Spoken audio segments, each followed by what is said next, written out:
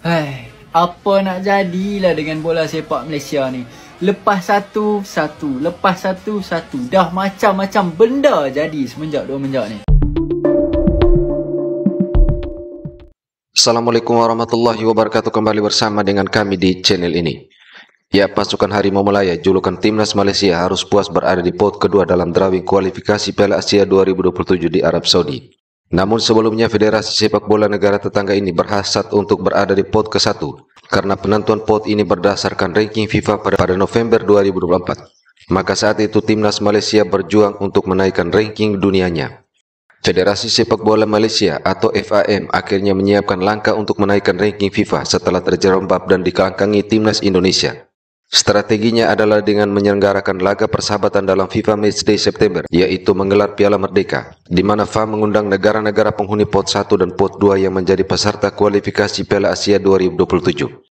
Akan tetapi hanya 3 negara yang mengikutinya, yaitu Filipina, Tajikistan, Lebanon, dan juga Malaysia sendiri sebagai tuan rumah.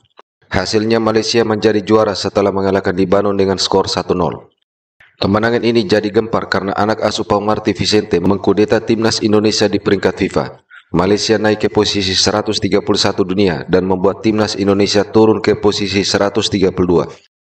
Namun hal tersebut hanya bertahan sehari. Posisi tersebut kembali dikudeta oleh Timnas Indonesia setelah seri dengan Australia dalam lanjutan kualifikasi Piala Dunia 2026 zona Asia dan membuat Indonesia naik ke posisi 130.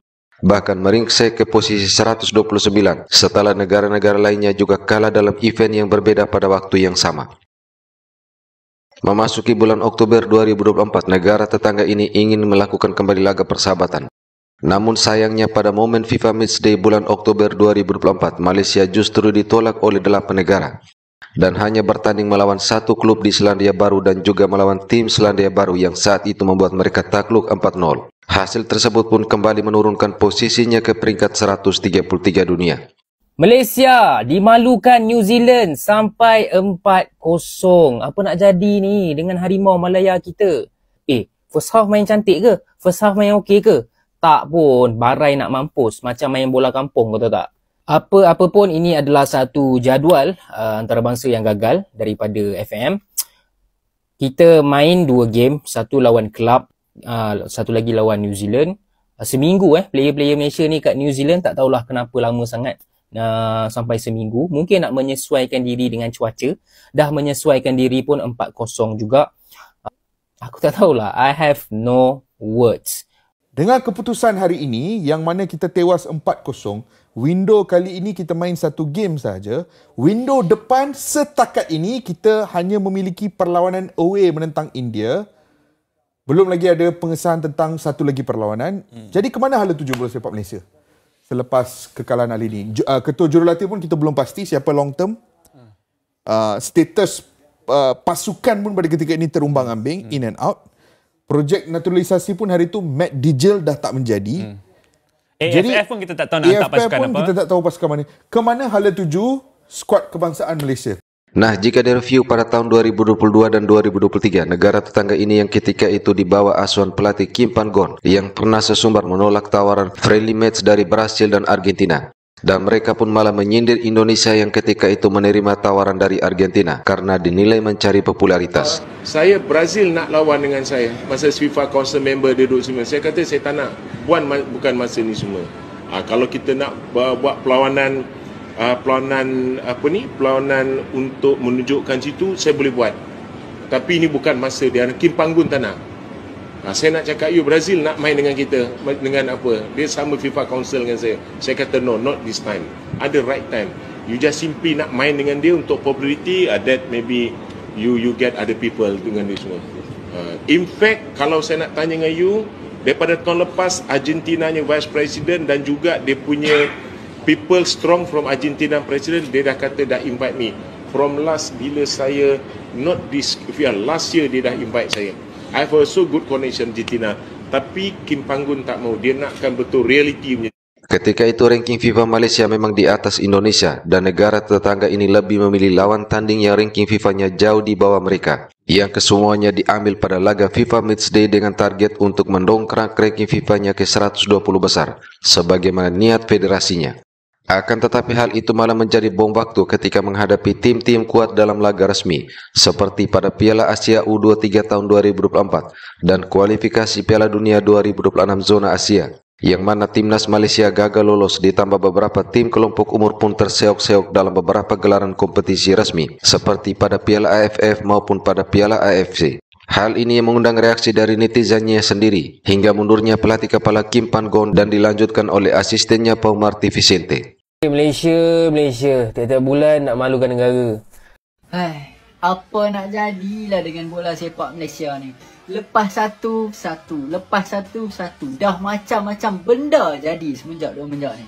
Timnas Malaya telah pun terkeluar daripada saingan kelayakan Piala Dunia. Impian kita untuk terus berada di satu tahap yang tertinggi dalam bola sepak sebenarnya disekat dengan beberapa keputusan yang di luar jangkaan kita lah. Bermula dengan tewasnya di tangan Oman di Bukit Jalil, kemudiannya seri dengan Kyrgyzstan, membuatkan kita makin jauh daripada World Cup lah.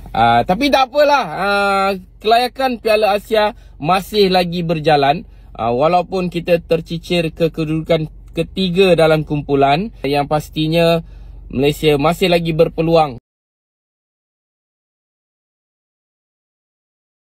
Ya, misi untuk memperbaiki ranking FIFA ini akhirnya dilanjutkan ke bulan November dan hasilnya 2 negara yang dilawan yaitu Laos dan India.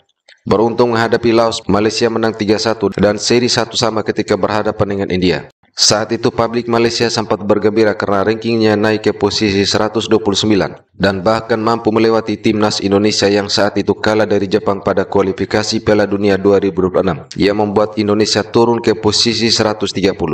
Akan tetapi kembali ditinggal Indonesia yang meringsek naik setelah menang atas Arab Saudi. Indonesia naik ke posisi 125 dan Malaysia malah kembali melorot ke posisi 132. Sehingga ketika drawing kedua pembagian pot kualifikasi Piala Asia 2027, maka suka tidak suka ataupun mau tidak mau mereka pun berada di pot kedua untuk kualifikasi Piala Asia 2027 yang secara resmi pembagian drawing grupnya akan terjadi pada bulan Desember nanti. Nah, fakta ini membuat langkah Malaysia untuk lolos ke Piala Asia 2027 makin berat. Pasalnya mereka diprediksi akan berhadapan dengan beberapa tim kuat di pot 1 yang dihuni oleh Syria, Tajikistan, Thailand, Vietnam, dan Lebanon. Strategi khusus agar bisa lolos seperti menaturalisasi pemain-pemain keturunan bergrade A dan B yang berkompetisi di liga-liga Eropa. Namun itu pun masih suram. Apakah sang pemain mau bermain untuk Malaysia ataupun juga status sang pemain benar-benar keturunan Malaysia sesuai regulasi FIFA? Karena negara tetangga ini pernah mengalami penolakan oleh FIFA ketika hendak menaturalisasi matchday deal. Kemudian ada juga pemain yang menolak dan bahkan ada yang sebenarnya keturunan Indonesia akan tetapi diklaim sebagai keturunan Malaysia. Ni ada seorang lagi ni.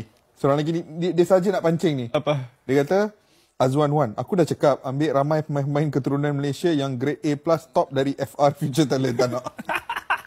Azwan, masalahnya banyak FR Future Talent tu menipu. Menipu Azwan. Scam. Menipu. Dia kata ni, dia pernah cakap ni, player daripada Chelsea tu apa? Dewsbury Hall. Tim Super Sport kita dah pergi check lah dengan Chelsea. Mana ada? Tak ada keturunan. Tapi kau heran lah kalau ikan-ikan macam ni menipu demi apa? Nak dapat apa? Cloud, sponsorship. Cloud. Dia pekerja cloud. Cloud boleh transfer jadi duit ke? Cloud, tapi sekarang ni dah mula duit sebab dia dah buka Telegram berbayar. Untuk masuk nak tengok talent-talent yang dia nak suggestkan. RM10 ke apa dia cat saya tahu kenapa. Wang Haji. Dan di sisi lain pun mulai bermunculan gelombang protes untuk segera mengganti kepengurusan Federasi Sepak Bola Malaysia ini. Oke, terima kasih sudah menonton video ini hingga usai. Wassalamualaikum warahmatullahi wabarakatuh.